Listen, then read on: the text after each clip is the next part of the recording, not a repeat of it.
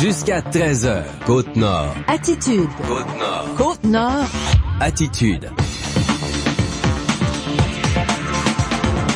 Bon jeudi midi tout le monde et bienvenue à notre émission d'actualité et d'affaires publiques à Pure FM. Jean Saint-Pierre et Valérie Dionne en co-animation à Côte-Nord Attitude. Bonjour Valérie. Allô Jean. T'as bien hâte d'animer cette émission ce midi, oui, toi, hein? certainement, parce que, on va se faire une petite demi-heure spéciale sur le Salon du Livre de la Côte-Nord. Ça a commencé depuis 9 heures ce matin, le Salon du Livre, là, avec des groupes, des écoles, des jeunes qui vont arpenter le Salon du Livre. Plein d'activités également. Fait que ça va être vraiment le fun, là. Je sais que nos premiers invités sont arrivés. Je te dirais que ça va être comme un party en studio parce qu'on va voir plein de gens en même temps. Donc, entre autres, le président d'honneur du 33e Salon du Livre de la Côte-Nord qui est commencé, c'est Martin Michaud. Il sera avec nous. La directrice générale également, Mélanie Deveau, va venir nous parler un peu comment ça se présente. Hey, on parle quand même de 175 activités beaucoup. En 4 jours. C'est énorme pour cette île-là. Et à midi 25 aussi, avec Martin Michaud, Mélanie, on va opter plus pour le volet adulte. Mais à midi 25, on va parler du volet jeunesse aussi. Il y a la tournée littéraire qui a été faite en début de semaine, des auteurs qui arrêtent dans les écoles en route vers la Côte-Nord là pour donner des ateliers. Entre autres, il y a Pierre-Yves Villeneuve qui a participé à cette tournée-là. Lui, il fait lire les jeunes garçons, Jean, puis c'est un bel exploit que de faire lire les jeunes garçons avec sa série Gamer. Donc, on pourra jaser avec lui. Il y a Jean-Marc Hamel également, mieux connu sous le nom de Géronimo. Probablement que ça dit pas mal de quelque chose là aux gens. Jean-Marc sera avec nous également et Marie-Claude Vigneault qui s'occupe du volet jeunesse du côté du Salon du Livre de la Côte-Nord. Donc, ils seront tous avec nous en studio. On va faire chaud, mais ça va être le fun. Donc, une belle demi-heure spéciale à compter de midi 15. Ensuite de ça, vers midi 40-45, là, on va revenir sur l'événement d'hier. Il y avait quand même un point de presse important. Des citoyens pour Mine Arnaud. On a regroupé tant des entrepreneurs que des travailleurs. Donc, le mouvement citoyen pour Mine Arnaud crie à l'urgence d'agir pour une relance de l'économie de cette île. On va entendre 4 des porte-paroles lors de cette conférence de presse hier. Donc, Jacques Servant du syndicat des métallos, mais aussi 3 représentants du milieu des affaires qui m'ont accordé une entrevue tout de suite après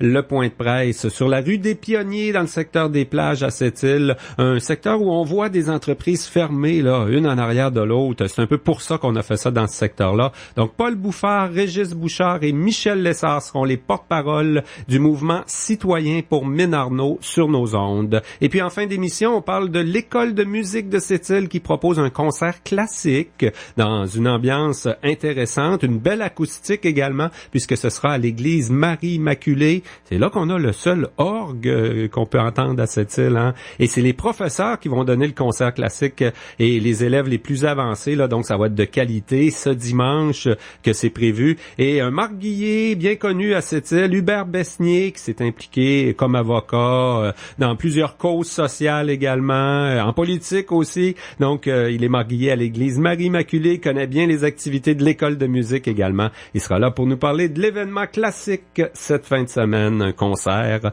prévu du côté de cette île. Voilà pour le contenu de Côte-Nord Attitude. Avant cette série d'entrevues sur nos ondes, on vous propose à l'instant un bulletin d'information régionale. Actualité Pure FM. Mais d'abord, le Cégep de Sept-Îles et son Institut de maintenance industrielle accueillent 2 groupes de stagiaires français présentement durant 12 semaines. Ces étudiants apportent leur aide au projet en recherche et développement effectué à Sept-Îles. Des étudiants en génie thermique et énergie de l'Université d'Avré en France travaillent sur le système de dégivrage pour panneaux solaires en développement au Cégep de Sept-Îles. L'autre groupe d'étudiants provient du département de génie électrique et informatique industrielle de l'Université Créteil. Il tente d'intégrer le système de dégivrage à un banc de démonstration utilisant des concepts de l'industrie 4.0. Les jeunes Français en stage à Sept-Îles découvrent un nouveau pays, une nouvelle culture et participent à des projets stimulants de recherche, selon les superviseurs de ces stages. Le mouvement des cercles de fermières demeure très dynamique sur la Côte-Nord avec 20 associations. Une centaine de fermières ont participé au congrès régional et au concours annuel à Havre-Saint-Pierre samedi. Des dames du cercle des fermières de Sept-Îles ont gagné 3 des 4 premiers prix dans diverses catégories. Le mouvement voit à transmettre les traditions en art textile et culinaire au Québec, dont le tricot, la couture, la broderie et le tissage. Les fermières de la Côte-Nord ont profité du congrès au Havre samedi pour rendre hommage à Yvette Bussière-Zavada, décédée récemment. Elle a œuvré bénévolement pendant 38 ans au cercle des fermières de Sept-Îles et au regroupement régional. Mines Arnaud aurait trouvé le 3e partenaire recherché depuis plusieurs mois. Mines Arnaud négocie avec un groupe minier intéressé au démarrage et à l'opération de la mine d'apatite au canton Arnaud. Le directeur de Mines Arnaud, Michel Lafontaine, a confirmé la nouvelle lors d'une rencontre avec le conseil municipal de Sept-Îles lundi. Une rencontre importante des actionnaires de Mines Arnaud, Investissement Québec et Yara International avec un nouvel investisseur potentiel. Donc, aura lieu le 9 mai prochain. La compagnie minière intéressée par le projet de Sept-Îles a signé une entente de confidentialité avec Mines Arnaud. Donc, le nom de cette entreprise va demeurer secret pour l'instant.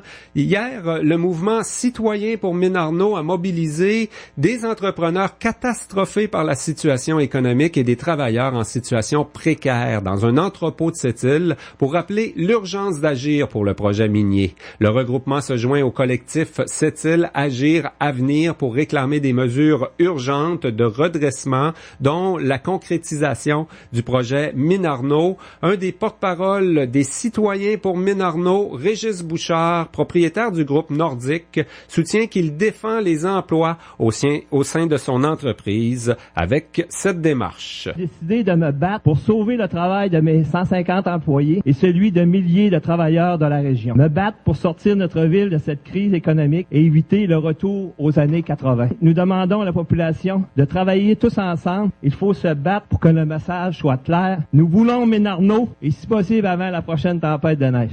Régis Bouchard a tout de même apprécié l'ouverture exprimée par le maire de Sept-Îles hier à cette émission Côte-Nord Attitude. Régent Porlier maintient des préoccupations concernant le projet au canton Arnaud pour notamment la source d'eau potable au lac d'Aigle pour la ville de Sept-Îles, mais il se dit ouvert au projet avec certains engagements de la part du promoteur. Les citoyens pour Mines Arnaud vont afficher de très grandes affiches, de grandes pancartes qui ont été exposées hier à ce point de presse. Elles seront affichées à l'entrée de la ville de Sept-Îles pour souhaiter la bienvenue aux partenaires financiers de Mines Arnaud.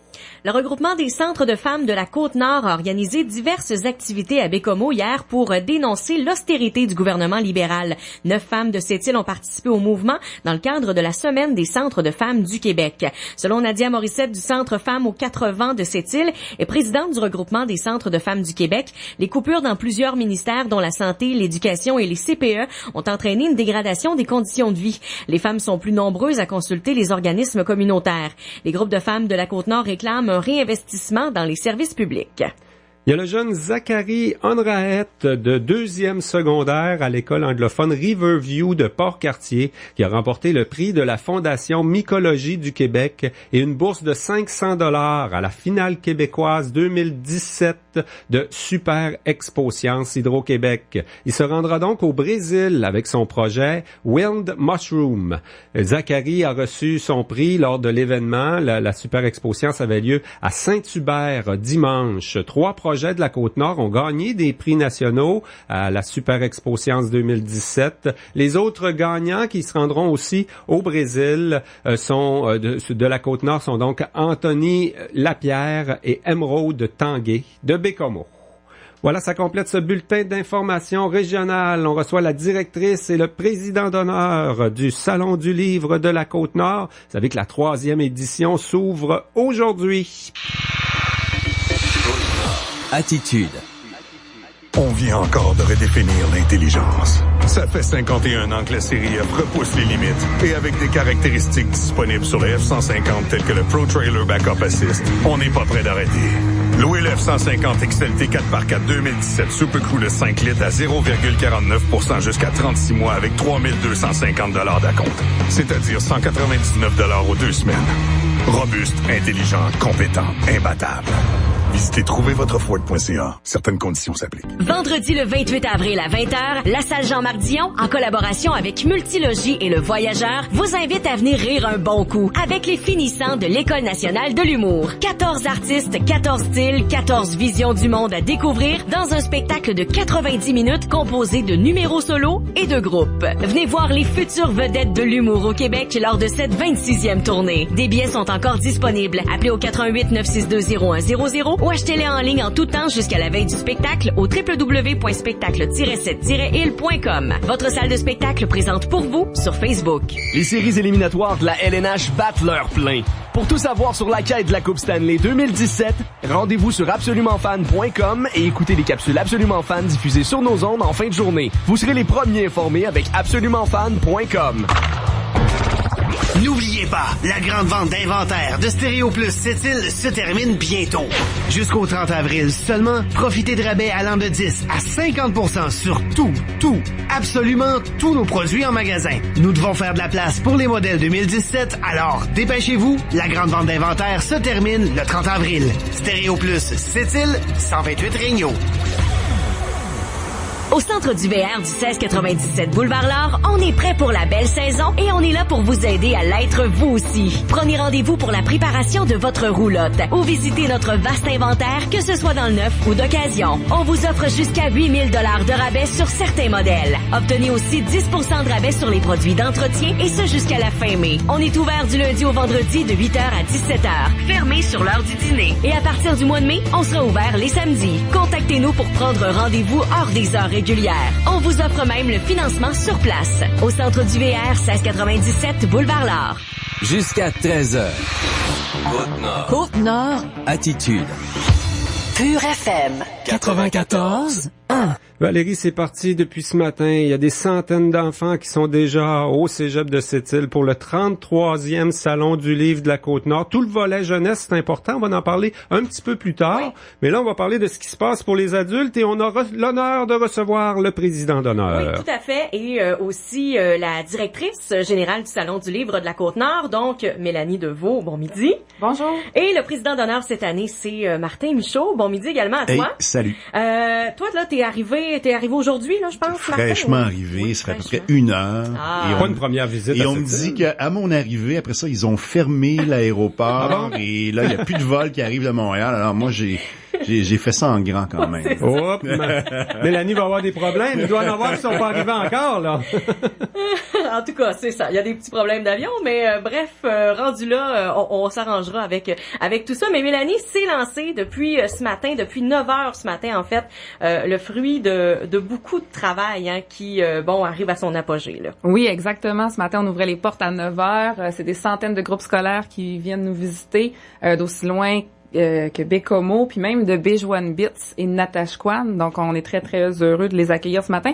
Là, malheureusement, il y a des écoles de la Basse-Côte-Nord à cause de la température qui ont pas pu arriver ce matin. Ils vont venir demain. Alors, on va avoir plus de 2400 enfants. Ceux qui seraient déçus d'annuler complètement leur voyage. Ça doit être important pour eux autres. Quand tu es en Basse-Côte-Nord ou à Natashquan, tu vas une fois par année, une grosse sortie, aller au Salon du livre de Sept-Îles pour eux autres quand même. Oui, c'est leur voyage de fin d'année, en fait. Là. Puis, oui, même dans l'île d'Anticosti, là, ça fait 2 fois en 5-6 ans qu'ils viennent. C'est vraiment un rendez-vous pour eux.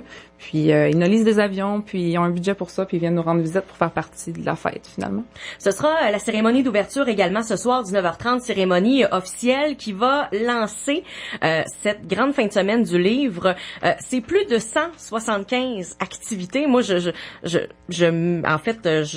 j'enfonce le clou là-dessus, là, parce que le Salon du livre, c'est beaucoup ça. C'est les activités, non seulement à l'intérieur du salon, mais hors les murs aussi. Oui, en fait, nous, à Sept-Îles, puis sur la Côte-Nord, là, on n'a pas la chance d'avoir plusieurs fois par année des rencontres avec les auteurs de l'extérieur. Hein, on sait à Montréal, il y a des lancements de livres dans les librairies, il y a des séances de dédicaces en bibliothèque et tout ça. Alors, c'est vraiment notre lieu de rencontre privilégié ici sur la Côte-Nord. Et puis, 175 activités, donc en fait, 92 dans les écoles. Quand on parlait tout à l'heure du volet jeunesse, c'est très important pour nous. Alors, nos auteurs sillonnent le territoire à la rencontre des enfants. Il y a plus de 300 enfants qui vont recevoir un auteur à l'école dans le cadre de la tournée littéraire. C'est plus de 60 auteurs également, une brochette assez diversifiée, puis assez intéressante également cette année au Salon du Livre. Oui, malgré en fait que le Salon du Livre de Genève soit en même temps que nous cette année, puis que le Québec est à l'honneur, je pense qu'on a réussi à avoir une belle programmation. On a les meilleurs ici. Oui, une belle brochette. Là. Martin Michaud est entouré d'une soixantaine d'auteurs très intéressants. Il y a une activité aussi qui s'en vient demain soir, Mélanie, j'ai le goût qu'on en parle là, de cette soirée de littérature grivoise. Je pense qu'on peut inviter tout le monde à venir. Ça, c'est une tradition qui, depuis quelques années déjà, se fait tout le temps là, au Centre des Congrès. Oui, tout à fait. On a le plaisir de t'avoir comme animatrice de cette soirée. Lise Dion, Manu Militari vont se prêter au jeu. Tristan Demers va faire des petits dessins coquins. Et il a déjà tout préparé ça, lui, hein, on le connaît. Oui, oui, c'est tout prêt. On a vu hier quelques petits dessins. C'est une soirée en hors les murs. On veut rejoindre le plus de lecteurs possible. Puis il y en a qui apprécient cette soirée-là. Puis nous, ça nous fait une petite sortie du Salon du Livre. C'est bien agréable. Oui, sans oublier aussi toutes les entrevues, les tables rondes, les conférences à l'intérieur du salon. On pourra faire le volet jeunesse là tantôt. La façon la plus facile là de repérer, de faire notre horaire pour en fin de semaine. Le site Internet, je pense, Mélanie, oui, est pas mal complet. Hein? Oui, on a un nouveau carnet du visiteur. C'est très, très simple de naviguer à travers toutes les activités. On peut faire des recherches par jour, par type d'activité, par âge et tout ça, là. Ouais. Et il y a plein de choses qu'on veut pas manquer quand on regarde la programmation. Là. Entre autres, la venue de notre président d'honneur, Martin Michaud. Hein? Il est avec nous. Martin, c'est pas ta première visite ici à Sept-Îles. Je pense que c'est pour ça, justement, que la présidence d'honneur te revenait cette année. Là. Ben là, c'est ça, évidemment, parce qu'ils se sont dit, il est déjà venu 2-3 fois là, cette année. On va le nommer président d'honneur. Ça va y faire plaisir. On va y faire une espèce de petit... de petits cadeaux comme ça. Là. Ils sont gentils, ils sont fins. Il y a même pas de chèque qui va avec, hein, tu sais. Non, mais de toute façon, moi, je viens ici pour les raisons du cœur et non pour celles du portefeuille. Ben c'est les bonnes raisons, ça. Eh oui, tu viens nous présenter ton plus récent livre. Puis c'est drôle parce qu'on dit plus récent livre, mais au fond, c'est un vieux livre. Ben, c'est ça, j'allais pas le dire, le vieux livre, mais c'est un peu refusé par toutes les maisons d'édition de l'univers. Et s'il existe maintenant, c'est parce que mon éditrice a une tête dure. Puis si vous trouvez pas ça bon, mais c'est de sa faute à elle. C'est elle qui voulait le publier. Alors voilà, mais pour les gens qui nous écoutent, en fait, on blague, mais c'est vrai que c'est un roman que j'avais écrit au milieu de la trentaine. Mon deuxième roman, en fait, c'est à l'époque où je n'écrivais pas du policier, à l'époque où j'écrivais de la grande littérature. Donc voilà. Mais là, on pourra ça s'appelle l'effet placebo. Ben oui, l'effet placebo, tout à fait. Puis je pense qu'on peut dire aussi que jusqu'à maintenant, 2017, c'est l'année Martin Michaud, c'est l'année Victor Lessard, en tout cas. Ça serait exagéré de dire que c'est l'année Martin Michaud, mais disons que dans la maison chez nous, là, peut-être que mes enfants consentiraient à dire, ouais, ok, c'est ton année, Dad, là. Non, mais écoute, mais la série Victor Lessard sur Club Illico, c'est plus de 1 million de visionnements. Ouais, on approche de 2 millions, en fait, là. Ouais. C'est fou. Oui, évidemment, on est très, très contents, puis, c'est un énorme travail d'équipe, hein, comme, vous vous en doutez bien, j'ai la chance évidemment de participer activement. J'ai écrit 6 épisodes de la saison 1, je suis en train d'écrire des épisodes de la saison 2, mais je suis super bien entouré là-dedans. Patrice Sauvé à la réalisation, Fred Ouellette qui est mon co-scénariste qui a fait Les Rescapés, Grand Ours, le film de la Bolduc qui sort bientôt, c'est lui qui a fait ça.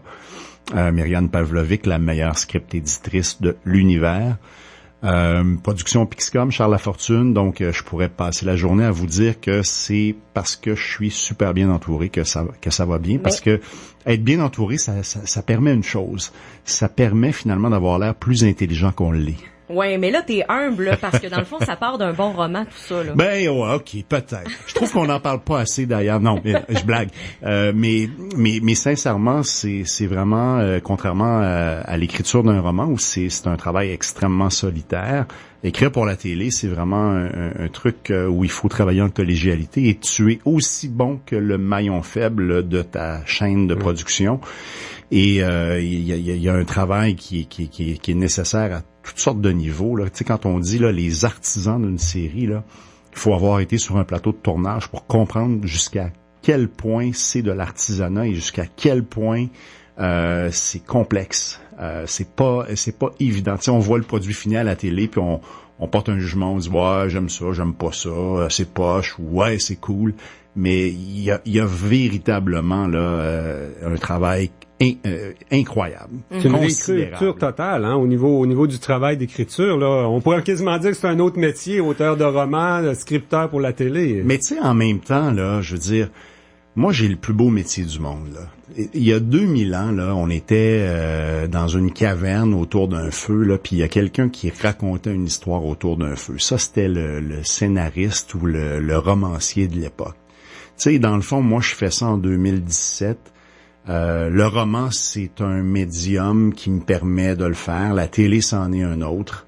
Donc, pour moi, oui, il y a effectivement eu un apprentissage. Il y a également, évidemment, là, des conventions qui existent dans chacun des domaines.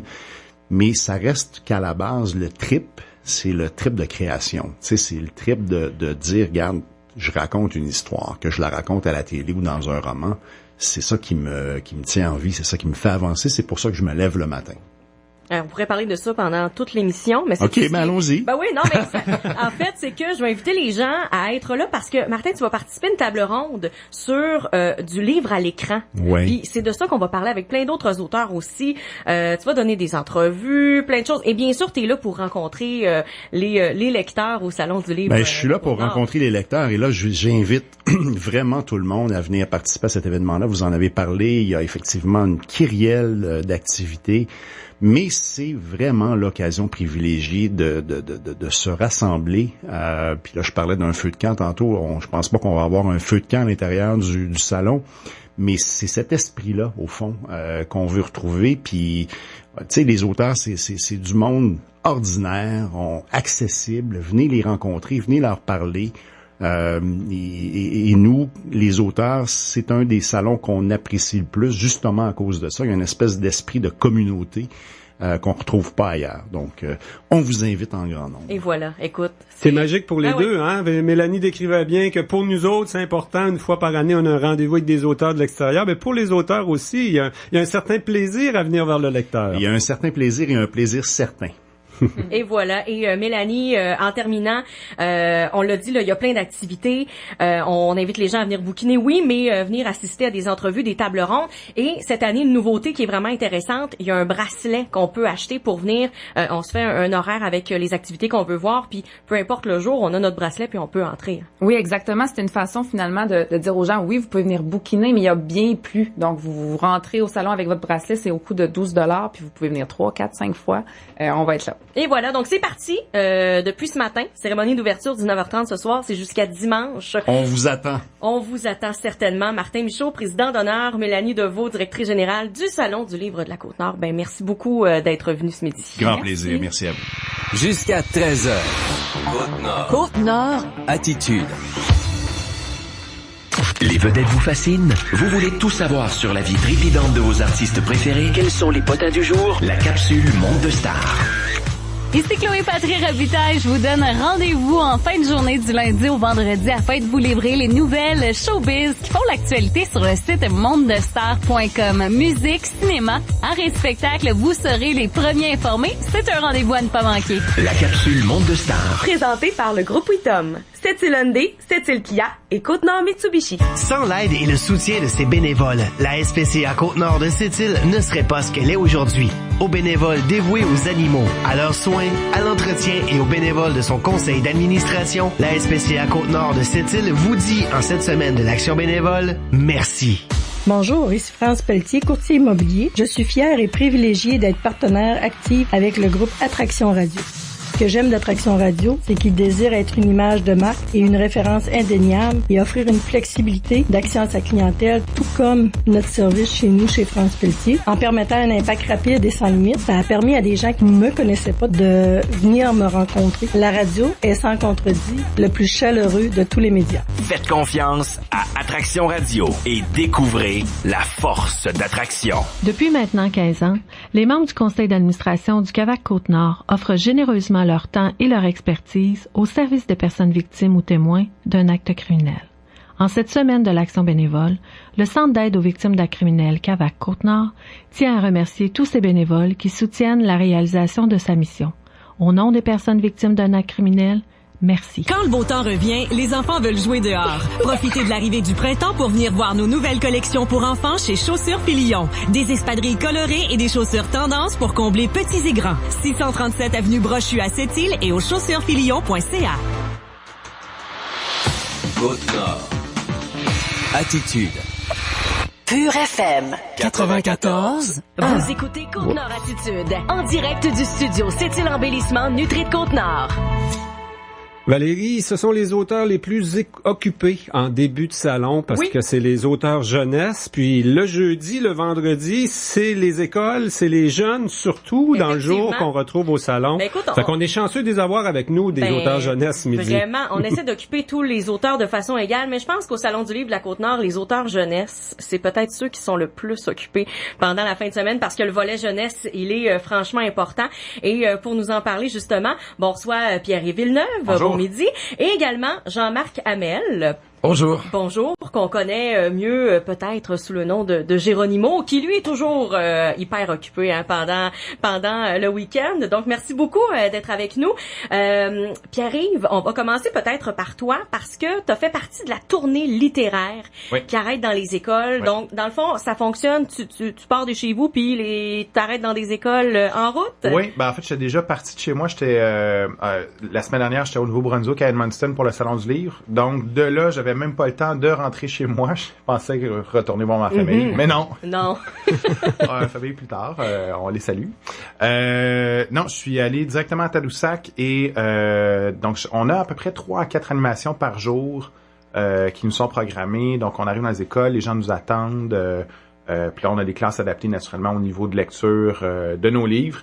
Et les jeunes sont hyper énervés, réceptifs, sont joyeux, ils sont souriants. Puis nous, ça nous donne beaucoup d'énergie. Donc, on est dans les fatigués. On commence le salon avec des poches en dessous des yeux. Mais tout le long de la semaine, on nous a donné des shots d'énergie directement dans les veines parce que ça nous allume beaucoup. Ce contact-là, comme auteur, c'est un travail hyper solitaire. Mais quand on rencontre les lecteurs qui ont des étoiles dans les yeux, c'est vraiment absolument incroyable. C'est un gros plus dans notre travail. Puis on peut mettre le doigt sur lecteur aussi dans ton cas parce que tu écris la série Gamer qui est éditée avec Les Malins. Exact. Puis c'est le fun parce que ça fait lire les garçons. Moi, je voulais qu'on là, insiste tu me fais plaisir, là-dessus. moi qui est père de 4 gars. Non, mais c'est vrai. Des familles de gars, là, on en a... Moi, ils sont adultes aujourd'hui, là. Mais quand mes enfants étaient jeunes, on en cherchait de la littérature pour les gars, là. C'était pas évident. C'est effectivement une littérature. C'est une série qui marche très, très bien avec les garçons. Mais en même temps, je suis très fier qu'elle fonctionne aussi avec les filles parce que je cherche à déconstruire des mythes au travers de ça. Entre autres que les jeux vidéo n'intéressent que les gars. Mm-hmm. Donc, j'ai choisi d'avoir un personnage féminin comme personnage principal qui est atypique, donc qui tripe sur la science, qui est bonne en maths, qui est une sportive, qui tripe sur les jeux vidéo, c'est une geek. Donc, c'est des filles qui ne se manifestent pas généralement dans la vraie vie, mais à chaque salon, j'en croise plusieurs qui ont ce portrait-là de Lauriane, de mon personnage. Et même hier, avant hier, à Port-Cartier, il y a une fille qui est venue me voir, qui s'appelle Alice. Bonjour Alice. Alice qui me dit est-ce que tu m'espionnes? Parce que j'ai l'impression de lire ma vie. Ça m'a vraiment jeté à terre. Oui, j'ai hacké le système de surveillance. C'est tout un feedback pour un auteur, ça, quand même. Mais c'est vraiment, c'est phénoménal. Donc, effectivement, d'avoir les garçons qui tripent et les filles qui... Donc, ça rejoint, j'ai un petit peu plus de garçons que de filles. Mais j'adore ça, j'adore aller chercher. C'était dangereux, je risquais de ne toucher personne en essayant de rejoindre les deux publics, les deux clientèles. Puis finalement, ça fonctionne très, très bien. Donc, je suis extrêmement fier. Je remercie beaucoup les Malins à chaque fois parce qu'ils font un travail exceptionnel là, dans la mise en marché, dans la couverture. On on arrive à toucher les jeunes avec cette histoire-là qui moi, à la base, c'est beaucoup moi que je me disais, il y a juste moi qui aime ça, ces histoires-là. Et finalement, ça fonctionne très bien. On trouve écho, c'est ça qui est spécial. On a des gens qui trippent sur ce que nous, on aime aussi, donc je l'imaginais pas comme ça.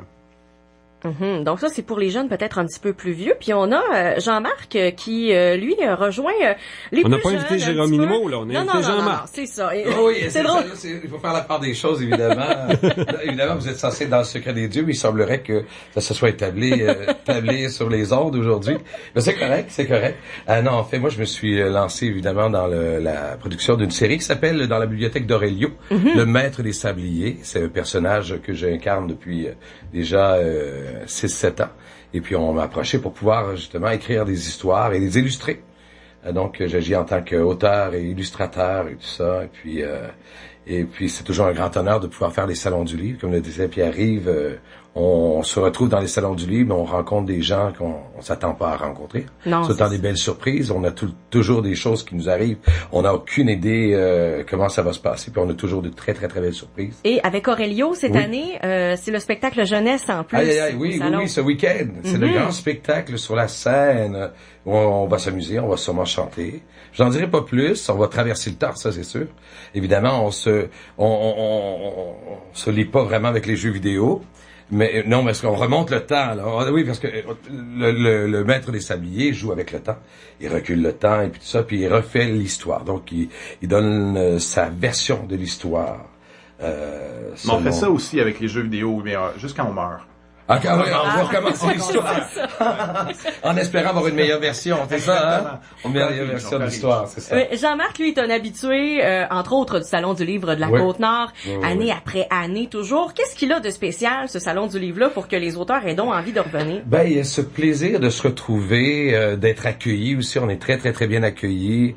C'est bien préparé. On se pose pas la question s'il va y avoir quelque chose qui va se passer ou s'il y aura... Puis s'il y a quelque chose qui se passe, ça va être le fun. Hein? Ça, c'est certain qu'on va avoir du plaisir et tout ça. Donc, c'est de se retrouver et puis l'organisation, c'est toujours bien apprécié. Et puis, évidemment, de retrouver certains lecteurs, c'est toujours agréable. Évidemment, des fois, on revoit des gens que ça fait comme 10-12 ans qu'on... C'est très fidèle à cette île, toi, hein? Ça fait quoi, 20 ans que tu viens chaque année? Ah non, pas 20 ans. C'est peut-être 12 ans. 12 ans, quand même, c'est un bail. C'est 11 de plus que moi. C'est ton premier, présentement? Moi, c'est même ma première visite à cette île. Ah ouais? Je n'étais jamais venu à cette île, en tout cas de mémoire. Si je suis venu, je dormais dans la voiture de mes parents en arrière. Donc, je découvre la ville, je découvre les gens. Les paysages, hein? Les paysages. En m'en venant, je suis arrêté sur le bord de la 138, j'ai pris des photos. Ben oui. C'est juste trop beau. Et si on a s'arrêté, c'est parce qu'on est omnibulé par ce qu'on voit, hein? C'est pas des paysages qu'on a l'habitude de voir de toute manière, hein? C'est des villages côtiers. Fait que, quelque part, là, on n'est pas la... Moi, je me sentais comme dans le Pirate des Caraïbes, à un moment donné. Un peu. Ouais, ça aurait pu être dangereux dans la voiture, par exemple. C'est vrai. Vous avez un beau public aussi, le public que jeunesse, il y a un volet assez important au Salon du Livre de la Côte-Nord. Je sais qu'on met beaucoup d'efforts là-dessus. Puis on met l'emphase aussi sur la jeunesse. C'est les lecteurs de demain que vous formez, là, finalement. Absolument. Moi, dans les commentaires les plus fantastiques que je reçois, soit des parents, soit des jeunes, c'est quelqu'un qui me dit, avant, je ne lisais pas, j'ai pris ton livre et maintenant, je suis un lecteur. Ça vaut tout l'or du monde. Je suis un ancien libraire. Souvent, j'encourageais les parents à accompagner leurs enfants dans leur lecture, même quand on n'aime pas ça, même quand on dit « Ah, mais ils lisent juste de la bande dessinée, ils lisent juste Dragon Ball ou Garfield », ils sont en train de lire. Donc, à un moment donné, ils vont dire « Je veux passer à autre chose ». Et donc, la littérature, c'est un tremplin. Nous, on a des influences. Quand on écrit, je laisse énormément de traces de ce que j'aime dans mes livres. Donc, j'ose croire que ça va être une porte d'ouverture, ça va être une porte sur un grand chemin, une grande aventure littéraire. Donc, c'est super trippant et moi, je veux les accompagner à travers ça, leur offrir différentes options. Donc, c'est vraiment magique de voir ces jeunes-là qui découvrent la littérature et qui vont grandir avec nous. Mais il n'y a pas un plus grand risque à être auteur jeunesse. Les jeunes, hein, souvent, ils ont pas de frontières. Là. Ils vont s'exprimer spontanément. S'ils n'ont pas aimé ça, vous allez le savoir aussi. Là. Je pense à Geronimo, par exemple, le personnage. Là. Les très, très jeunes vont en avoir peur. C'est pas toujours évident à gérer, non? Non. Mais avec le temps, là, évidemment, il a connu une certaine confiance avec son public et tout ça. Puis bon, de moins en moins, les gens parce qu'il y a quelque chose qui est connu. Il y a le personnage qui passe à la télévision aussi, là, tous les samedis, là, Radio-Canada quand même, là. Et puis, non, c'est pas, là, on la part. Quelqu'un, vous êtes la 3e personne qui me parlait de ça aujourd'hui. Je sais pas pourquoi. J'ai dit, mais ça, il fait pas peur. T'as jamais eu peur de Geronimo, toi? Non, mais mes filles avaient peur des mascottes. Ah oui, mais là, c'est pas une mascotte, là, Geronimo, c'est pas une mascotte. Non, c'est un personnage, c'est un auteur. C'est un auteur, en plus. C'est un auteur aussi. Mais mes filles n'ont jamais vu Geronimo en personne, donc ça aurait été différent. Tu reviendras chez moi? Oui, j'ai vu à la maison. Ils sont en train de booker des rendez-vous. On parlait de risque, mais en fait, je trouve que la récompense est beaucoup plus grande parce qu'effectivement, les jeunes n'ont pas de filtre, donc ils viennent rapidement vers nous. Ouais. Puis on le voit avec les adultes. Souvent, les adultes vont nous regarder, vont regarder les auteurs. Ils sont gênés, ils osent pas. Ils vont dire bonjour, l'auteur dit bonjour, l'auteur est gêné aussi. L'adulte va prendre le livre. C'est vous qui avez écrit ça? L'auteur dit oui. Félicitations. On dépose le livre, puis on s'en va. Ouais. Donc ça, c'est une occasion manquée. Les jeunes, on n'a pas ça parce que justement, il n'y a pas de filtre. Donc ils viennent, disent, parle-moi de ton livre, je te parle de mon livre. Toi, tu as 10 ans, 12 ans, regarde, ça va t'intéresser. Je l'accroche, je le prends du couloir, je l'amène dans mon kiosque. Et je lui parle à mon livre et je le sais qu'il va revenir avec ses parents. Il va écœurer ses parents. Excusez, je dis le nom. Il va achaler ses parents pendant 4 jours pour revenir au salon et redécouvrir mon livre, avoir la chance. Donc, c'est ça le risque à la récompense. On a une instantanéité dans la réaction. L'enfant n'attendra pas 1 an en se disant « Oui, peut-être que je vais aimer ça. » Non, il va dire « Je veux voir tout de suite. » Donc, c'est un gros plus dans le métier. Mais il faut souvent aussi, en tant que tel, faut amener aussi le jeune à poser des questions. Moi, je me suis aperçu qu'il y en a beaucoup de jeunes qui osent pas trop. Les plus petits, tout ça, ils arrivent, il y a la course au signet, hein. Ils veulent tous avoir leur signet et tout ça. Fait que donc, faut les amener à s'intéresser, à poser des questions. Parce que des fois, ils repartent avec un signet. Ils n'ont aucune idée c'est qui vient de signer. Ouais. C'est déjà arrivé, un chauffeur d'autobus a signé un signet. Il était assis à une chaise, à une table, comme ça. Puis lui, il était tout content, il signe n'importe quel signet. Fait que, évidemment, là, donc, faut refaire ce petit côté-là. C'est important d'amener ça dans l'habitude des jeunes, de visiter les salons et puis de s'intéresser au-delà de s'intéresser aux livres puis de s'intéresser aux ateliers que vous allez donner aussi. Il y en aura sur la scène principale. Les deux, vous serez là pour faire de l'animation pour les jeunes. Bref, on est super contents de vous avoir reçus ce midi. C'était super intéressant. Et notre prochain rendez-vous, il est au Cégep de Sept-Îles au Salon du Livre. Là, on est bien heureux d'être là aussi. Merci beaucoup à Pierre-Yves Villeneuve et à Jean-Marc Hamel également. Merci. Actualité Pure FM. Bah? Quoi? Un financement à 0% d'intérêt pour une auto, là, c'est-tu bon, ça? Ta mère et moi, on te finance à 0% depuis 24 ans. Trouves-tu que t'as fait une bonne affaire? Pas pire.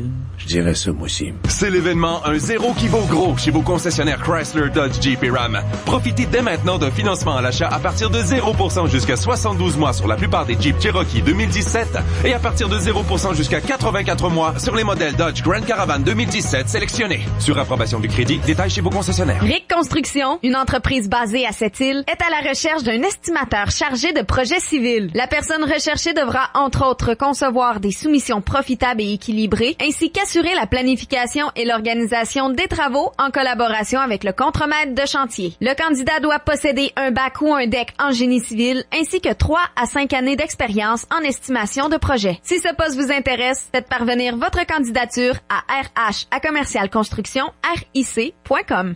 Un événement de presse a eu lieu hier dans un entrepôt de la rue des Pionniers, secteur des plages à Sept-Îles. C'est le mouvement des citoyens pour Mine-Arnaud qui a convoqué la presse. 5 porte-paroles ont pris la parole, justement, entre autres des entrepreneurs déçus, en fait, de la situation économique actuelle et des travailleurs en situation précaire. On va entendre d'abord un extrait du discours de Jacques Servant du syndicat des métallos, puis une entrevue avec 3 hommes d'affaires, Paul Bouffard, Régis Bouchard et Michel Lessard, dans les prochains instants pour revenir sur cette conférence de presse du mouvement citoyen pour Mine-Arnaud. Les séries éliminatoires de la LNH battent leur plein. Pour tout savoir sur la quête de la Coupe Stanley 2017, rendez-vous sur absolumentfan.com et écoutez les capsules Absolument Fan diffusées sur nos ondes en fin de journée. Vous serez les premiers informés avec absolumentfan.com. Dans le cadre de cette semaine de l'action bénévole, Parents Secours tient à remercier ses nombreux bénévoles et partenaires sans qui sa mission ne pourrait être réalisée. Membres du conseil d'administration, Foyer Refuge, la Ville de Sept-Îles, la Commission scolaire du Fer, la Sûreté du Québec, le Service de sécurité incendie et l'Ordre loyal des Mousses. Au nom de Parents Secours, merci et bonne semaine de l'action bénévole. Jusqu'à 13h. Côte-Nord. Côte-Nord. Attitude. Pure FM. 94. De 1400 membres, nous sommes passés à moins de 1000 membres. Cette baisse de notre membership représente des pertes nettes d'emploi. Avec les pertes d'emploi viennent toutes les difficultés que vous pouvez supposer. Difficultés financières, faillites personnelles, problèmes familiaux. C'est aussi l'exode de la population et une perte d'expertise à tel point que si une reprise se pointait à l'horizon, il n'y aurait plus de main-d'œuvre locale disponible et les entreprises auraient alors recours au fly-in, fly-out pour combler leurs besoins, ce qui est loin d'être souhaitable pour notre région. Le visage de la pauvreté change à cette île. La pauvreté qui était principalement réservée aux personnes seules et monoparentales touche maintenant les couples et plus inquiétant encore les couples avec enfants. Les choix économiques qu'on a à faire et font beaucoup d'entreprises en n'augmentant pas les salaires, en mettant fin à certains emplois qui souvent constituent le salaire de soutien, se fait sentir sur la qualité de vie. Ce qu'on vient d'entendre, c'est un extrait de la conférence de presse hier. C'était Monsieur Jacques Servant, le syndicaliste du local 70-65 du syndicat des métallos, un ancien président des travailleurs de l'unité syndicale des travailleurs de Trinord. Il y avait aussi des gens d'affaires qui étaient présents à ce point de presse organisé par le mouvement citoyen pour Mine-Arnault. Les 3 porte-paroles du milieu des affaires dans ce regroupement. On les entend dans les prochaines secondes. Je les ai interviewés tout de suite après ce point de presse hier. Il s'agit d'abord de Monsieur Régis Bouchard, Michel Lessard et puis Régis Bouchard, oui, Michel Lessard et Paul Bouffard. Finalement, aujourd'hui, on a réuni des gens à la fois du milieu des affaires, des travailleurs. Le message, c'est de dire qu'il y a urgence là, sur Mine-Arnault. Les citoyens sont derrière, en tout cas de plus en plus. Oui, je pense que oui. Puis les gens se mobilisent de plus en plus. Puis même aujourd'hui, à votre émission, on a vu que même M. Poirier, l'ouverture qu'il y avait à Côte-Nord Attitude, déjà, on voyait un plan positif que si le projet était fait correctement, il serait là pour supporter Mine-Arnault. Fait que c'est déjà le discours s'adoucit, je pense, du côté de notre maire aussi, qui je pense qu'il embarque dans le mouvement avec nous tranquillement. En tout cas, c'est un sentiment qu'aujourd'hui que j'ai senti un petit peu, là. Un sentiment d'ouverture. Puis il y a eu des rencontres, les gens ont commencé à se parler. Il y a eu une bonne rencontre, là. Les deux parties semblent avoir confirmé qu'il y avait eu une bonne rencontre entre Mine-Arnault et la ville de Sept-Îles. Fait que de ce côté-là, en tout cas, je suis content. Je pense que les gens commencent à comprendre qu'il faut serrer les coudes si on veut sauver notre économie, puis sauver notre région, puis nos emplois. Ce que j'ai bien compris, là, c'est qu'il y a urgence d'agir. Hein? Je ne sais pas si on se rapproche de la situation du début des années 80. Toi, Régis Bouchard, tu es en affaires avec Équipement Nordique depuis 25 ans. Puis c'est peut-être une des pires années qu'on vient de vivre à cette île sur le plan économique, quoi? Moi, je pense que c'est les 2 pires années. Je pense que c'est certain qu'on avait vécu des années assez importantes de développement, mais la période de crise des 2 dernières années sont importantes. On voit ici ce qu'il y a on a vu aujourd'hui le bâtiment, j'ai nommé quelques exemples, mais ça fait mal. J'ai vu un de mes principaux compétiteurs, une entreprise faisait 40 ans qui a fermé l'an passé, puis qui a occasionné des pertes à plusieurs entreprises à cette île. Fait que je pense que c'est des messages. Là. Je suis pas toute seule.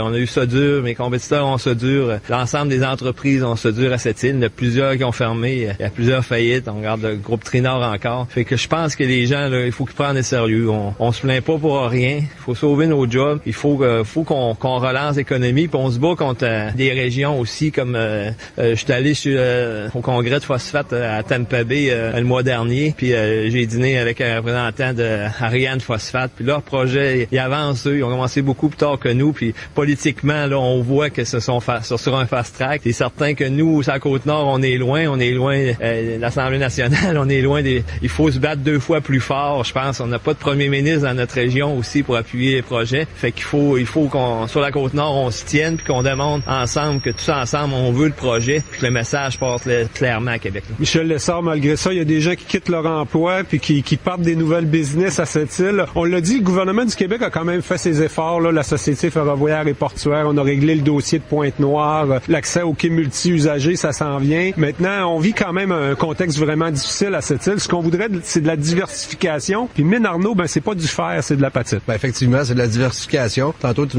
posais la question, il y en a des signes. Il y a des entreprises qui ferment, il y a des entreprises qui se vendent aux mains de personnes de l'extérieur. Il y a des gens qui perdent leurs emplois. Fait qu'il y en a des signes que, présentement, notre limite est atteinte. Par contre, oui, effectivement, moi, je crois en l'avenir, je crois en l'avenir de cette île. Des fois, je suis souvent à l'envers, je suis à contre-courant. J'ai décidé, justement, de lancer mes entreprises dans une situation qui est pas facile. Sauf que j'ai confiance en moi, puis j'ai confiance, justement, à la population, puis aux gens, puis aux projets qui vont se développer ici à cette île. Il faut être positif. Je suis une personne qui est positive. Mais par contre, il faut s'assurer, justement, que le message est clair. Puis il faut s'assurer que pendant qu'il y a d'autres projets qui se travaillent ailleurs dans d'autres régions, il faut convaincre les gens à Québec, les gens du milieu, que c'est nous qui avons le meilleur projet, puis que ça doit se passer chez nous. On a entendu des bons exemples. Aujourd'hui, il se passe des choses à cette île qu'on parle pas beaucoup, mais que quand c'est Saint-Hubert, par exemple, qui tombe en des mains d'Ontariens, quand c'est Rona, on en entend parler beaucoup. Mais ici aussi, là, il y a des mouvements, il y a de plus en plus des entreprises qui ferment. C'est ce contexte-là, là. Même les travailleurs qui étaient avec vous autres, on parle de diminution de membres de 1400 à 1000 pour un groupe syndical au métallo, ça montre une situation d'envergure. C'est des signes clairs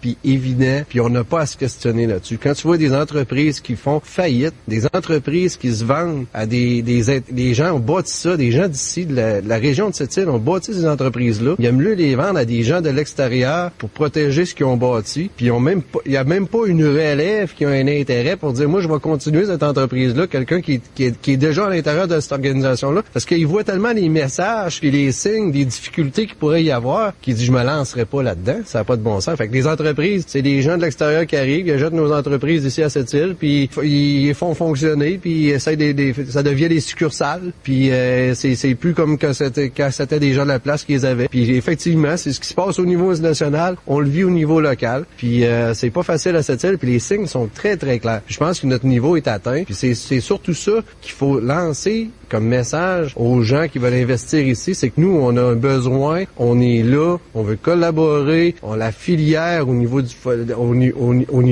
phosphate, puis avec Mine Arnaud, puis de l'apatite, c'est ici, c'est à Côte-Nord que ça doit débuter. On a aussi donné l'exemple de Ferro-Québec qui semble encore vivant malgré tout. Monsieur Bouffard, est-ce qu'on a perdu là, à Port-Cartier, cette île, un projet qu'on aurait pu avoir avec, peut-être juste en étant plus rapide à émettre des autorisations environnementales, quoi? C'est malheureux, mais c'est ça. Parce que le groupe de Ferro-Québec et Ferro-Atlantica, quand ils ont pris la décision de sortir de Port-Cartier, parce que les propriétaires avaient donné un délai au gouvernement pour émettre tout ça, la date est arrivée, ils ont dit on retire nos billes, ils sont retournés de bord, ils sont allés à Bécancour, ils ont acheté Silicium Québec, qui est une entreprise qui est là depuis 1992, je crois. Puis là, ils ont réussi à sauvegarder 400 emplois dans la région de Bécancour. Ils passent pour des héros, eux autres, là-bas. Là. Puis nous, on a laissé passer ça. C'est triste, mais les entreprises, eux, ils vont y aller ailleurs. Ils ont un projet, ils vont le faire quelque part. Malheureusement, là, c'est ça. On n'a pas pu les attacher. Québec a fait largement sa part là avec Ressources Québec, Investissement Québec pour Mine Arnaud sont là depuis le début. Là, il semble qu'il y en a un troisième partenaire là, qu'il y a des discussions importantes le 9 mai prochain. Est-ce qu'il faut être confiant quand même pour Mine Arnaud là? Ça pourrait arriver une annonce dans les prochaines semaines, on sait pas. Ben moi je pense que oui, avec les informations qu'on a, on se faisait dire là, pas plus tard que une semaine que le nouveau projet, la Société ferroviaire portuaire allait amener une baisse de coût chez Mine Arnaud parce que c'est plus facile de transporter vers le quai et tout, là. Fait que là, on n'est pas dans le secret des dieux, mais j'imagine que c'est plus attirant pour un investisseur. Si ses coûts de production vont être plus bas, tant mieux. Parce qu'on comprend bien que le cri d'alarme, c'est sur le court terme, hein, M. Bouchard. À moyen pas long terme, on semble avoir confiance, comme le disait Michel Lessard tantôt. À court terme, c'est là. Mine Arnaud, ça viendrait aider beaucoup. Peut-être l'annonce d'une réouverture de Bloom aussi, là. C'est les deux projets qu'on voit à court terme à cette île, c'est ça? Oui, effectivement. Puis on veut pas, comme Paul le mentionnait, que le projet projet s'en aille dans une autre région aussi. Fait que c'est urgent que ça commence maintenant. Puis il faut que le gouvernement, à un moment donné, comprenne aussi notre situation. Je voyais juste ce matin encore aux nouvelles, on parle de 4500 emplois dans le domaine forestier qui sont menacés. Fait que la situation ne peut seulement faire que rempirer. Je voyais la mairesse de Port-Cartier qui sortait ce midi aussi, qui était inquiète de la situation puis de ce qui se passe aux États-Unis envers les produits forestiers puis le Québec et le Canada en fait. Fait que non, il faut pas lâcher parce que les nouvelles les mauvaises nouvelles me semblent plus importantes que les bonnes. Fait que Mine Arnaud, je pense que c'est une bonne nouvelle, il faut le faire le plus rapidement possible. Merci messieurs. Attitude. L'événement passé en mode printemps de Mazda, profitez-en pendant que ça passe. Qu'est-ce qui se passe? La Mazda 3 2017 en location à partir de l'équivalent de 49 $ par semaine. 49 $ par semaine? C'est là que ça se passe? 0% financement à l'achat, jusqu'à 84 mois sur modèle sélectionné. 0%? Le système de navigation intégré sans frais ou un crédit sur les accessoires d'origine Mazda. Wow, je vais faire la passe. Jusqu'au 1er mai seulement. Ça passe vite. Location 60 mois, incluant un rabais de 425 $, zéro comptant, des conditions s'appliquent, détails chez votre concessionnaire Mazda. Le magasin le moins cher de la région, la liquidation. La liquidation, c'est le plus grand choix sur la Côte-Nord de meubles pour meubler toute la maison. Du grenier au sous-sol, vous trouverez ce que vous cherchez parce que nous avons 2 étages d'inventaire. Et à la liquidation, toute offre raisonnable est acceptée. Nous sommes situés au 460 Place du Commerce. N'hésitez pas et venez nous voir dès maintenant. Le magasin le moins cher de la région, la liquidation. Côte-Nord. Attitude. Pure FM. 94.1. Pour conclure notre émission Côte-Nord Attitude, on reçoit Maître Hubert Besnier ce midi, non pas comme avocat, mais comme marguillier de l'église Marie-Immaculée. On parlait du concert de dimanche, un bon concert de musique classique avec des gens chez nous, les enseignants et les élèves les plus avancés de l'école de musique de Sept-Îles.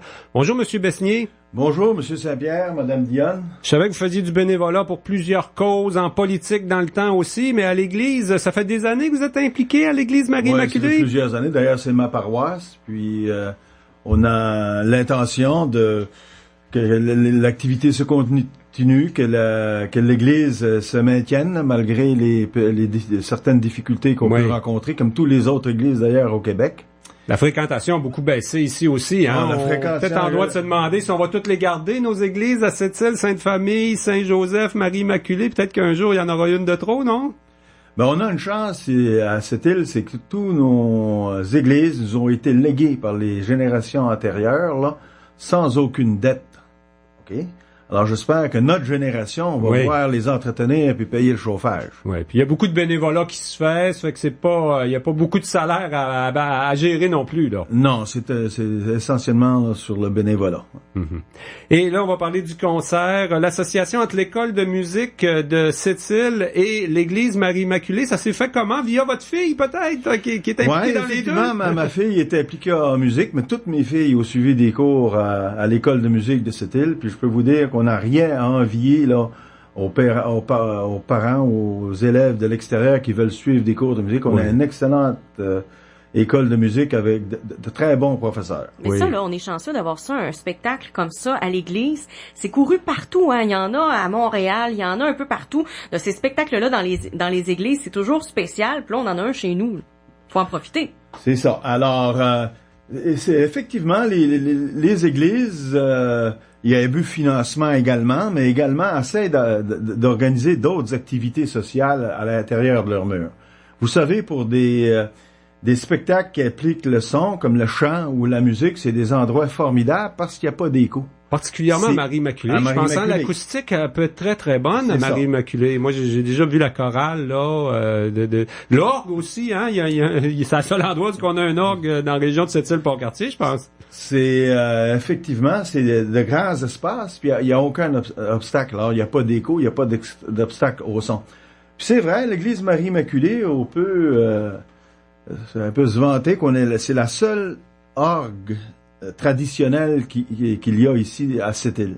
Mmh. Bien sûr, bien. On l'a entretenu. Je pense qu'il y a quelques années à peine, on a changé au complet la tuyauterie. Elle a été même plusieurs années qu'elle ne fonctionnait pas. Puis maintenant, elle a été remontée. Puis elle fonctionne, puis on a le privilège d'avoir l'organiste Benoît Antoine Tremblay, qui est un excellent organiste. C'est un jeune. Il a déjà donné un spectacle à Marie Immaculée qui a été un succès. Puis là, il va être là dimanche. Il va être là, mais en partie seulement. OK. Puis le concert, ça peut prendre quelle forme? Les enseignants, on le sait, on enseigne le piano beaucoup ici, la flûte un peu aussi, la guitare, le chant, c'est ce qu'on, le violon, c'est ce qu'on enseigne essentiellement à cette île. Ça va être plutôt, oui, tous les instruments sont enseignés. Violoncelle. Mais là, ça va être plutôt là, les instruments avant avec le violon, puis il va y avoir une partie chant aussi. L'école de musique de cette île enseigne le chant. Mm-hmm. Donc c'est des professeurs, c'est des professionnels, là, des artistes, des musiciens qui ont été à l'université en musique, là. Oui, absolument. Ce sont des professeurs, puis il va y avoir également des étudiants qui sont plus avancés là en musique. Vous êtes un amateur de musique classique, Monsieur Besnier? Ben oui. Oui, on n'a pas l'occasion souvent quand même, à cette île, de la musique classique. Non, puis c'est dans un endroit là qui est privilégié pour ça, à l'intérieur d'une église. Il y a une sorte de respect de. Ouais. Vous avez l'impression qu'on va avoir un bon concert ce dimanche-là? Définitivement. Là, tout. Vous avez été fouiné là, à l'école de musique, au centre socio-récréatif, voir quand il se pratique. On va voir que ça va être du grand classique, quoi. On peut s'attendre à du Bach, Tchaikovsky, Beethoven, ces choses-là. Oui, là. surtout c'est du vrai classique. Des pièces classiques. Mais je vous informe que la pratique a déjà eu lieu. Ah alors, oui? Pour ceux qui veulent les billets, produire des billets, ça peut être à l'école de musique de cette île, au numéro de téléphone 962-5208, 962-5208, ou au presbytère de la paroisse Marie-Immaculée à 962-94-55. Mm-hmm. Alors, on sollicite là, la collaboration de la population pour que ce soit un succès, pour qu'on puisse encourager nos talents locaux. C'est dimanche soir, donc à 19h. Le Salon du Livre va être presque terminé, Valérie. Ça donne bien. C'est pas en concurrence avec personne dimanche soir. Là. Il faut en profiter. Hein. Écoute, il y a Mario Pelcha qui a lancé un album qui a enregistré dans une église là, récemment, là, puis ça marche au bout. Donc, tu sais, ça, on l'a chez nous, on est chanceux. Faut y aller. En terminant, M. Besnier, comme personne bénévole impliquée dans l'Église, est-ce que vous êtes inquiet pour l'avenir de la pratique au Québec puis à cette île? Là? Il y a quand même beaucoup moins de monde que quand vous aviez dans la trentaine. Là. Mais l'avenir de la pratique, ça, je la connais pas. Ça va dépendre des personnes. Mais je peux vous dire qu'il y a beaucoup de jeunes qui font baptiser. Oui. Puis, qui se font baptiser. Puis même des personnes qui se font baptiser là à 15 ans, 20 ans, ou qui veulent se marier à l'église. Pour nos églises, ben ça va dépendre de la communauté. Tant que la communauté va vouloir supporter puis avoir leur église, on va pouvoir réussir. Tu sais, là, je voyais à la télévision il y a pas longtemps une madame là, à Montréal, ben, l'église était démolie là, pour faire des condos. Elle pleurait là, sur le trottoir, puis elle disait, ben écoute, j'ai été baptisé ici, mes enfants ont été confirmés ici, je me suis marié ici, mais 3 ans auparavant, ils ont été obligés de vendre la cloche d'église pour payer les dettes. C'était tard, là, en attendant que tu aies pic démolisseur. Alors, non, il y a la communauté catholique chrétienne de cette île, là... C'est encore assez vivante. Oui, elle est vivante, puis... il y a un bon service de pastoral. Ils vont encore vers les jeunes. C'est sûr que quand on a déconfessionnalisé les écoles, hein, ça a changé la donne pas mal. Définitivement. Aussi, là. Actuellement, là, les églises, en fait, les communautés chrétiennes sont les seules qui enseignent la religion. Mm-hmm. Tu sais, c'est sorti des écoles, c'est une nouvelle vocation. Puis on a des agents pastorales qui se dévouent là. Puis moi, je suis pas inquiet. D'abord, on va toujours avoir besoin de spiritualité. De réponse aux grandes questions. D'où vient l'homme? Qu'arrive-t-il après notre mort? Ces réponses-là, on les cherche encore, hein? C'est des questions que tout homme ou toute femme va se poser. Puis, évidemment, la solution chrétienne en est une. Puis, mais il y en a d'autres également, mais je m'inquiète pas pour la diminution, là, au point, là, de fermer des églises à cette île, ouais. C'est encore beaucoup ancré dans nos mœurs quand même. Ben c'est ça un peu, ça fait partie là, je vois là, bon, évidemment là, les mouvements laïques et tout ça, je suis pas contre ça. Mais il reste que la tradition chrétienne, là, ça fait partie de notre culture également. Tout à fait. Regardez nos chartes qu'on a, les chartes des droits, qu'on a, et nos lois sont toutes inspirées là un peu de cette philosophie chrétienne. Eh bien, Maître Hubert Besnier, un gros merci pour votre passage à Côte-Nord Attitude de ce midi. On se donne rendez-vous dimanche soir au concert de l'École de musique de Sept-Îles à l'église Marie-Immaculée. Merci beaucoup.